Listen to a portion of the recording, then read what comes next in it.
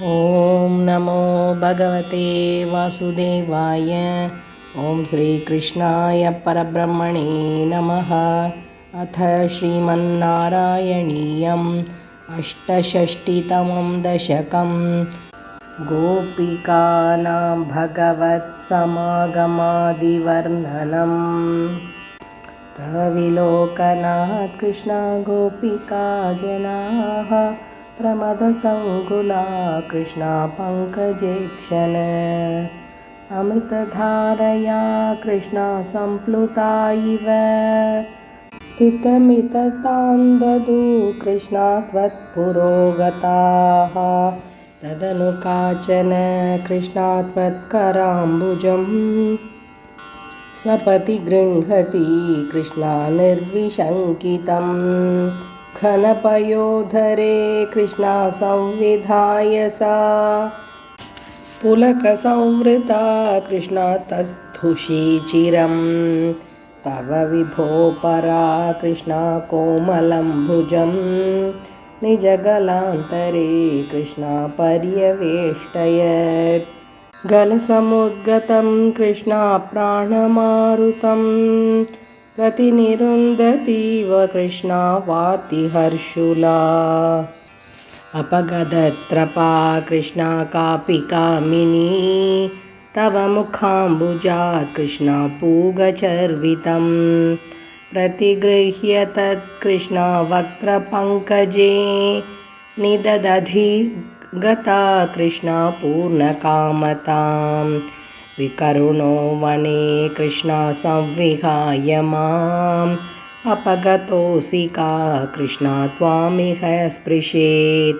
इति सरोषया कृष्णा तावदेकया सजललोचनं कृष्णा वीक्षितो भवान्।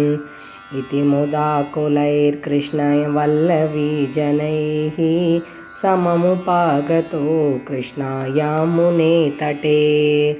मृदुकुचाम्बरैः कृष्णा कल्पितासने गुसृणभासुरे कृष्णा पर्यशोभताः।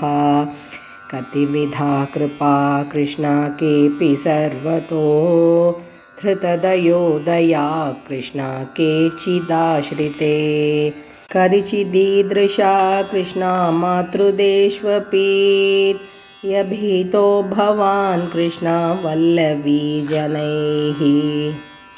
अयि कुमारिका राधे नैव शङ्क्यतां कठिनता मयि राधे प्रेमकातरे।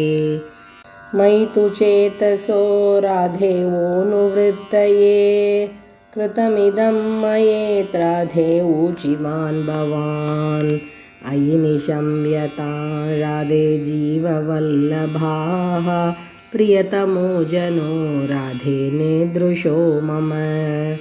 तदिह नम्यतां राधे रम्ययामिनीः वनुपरोदमेत् राधे यालपो विभो।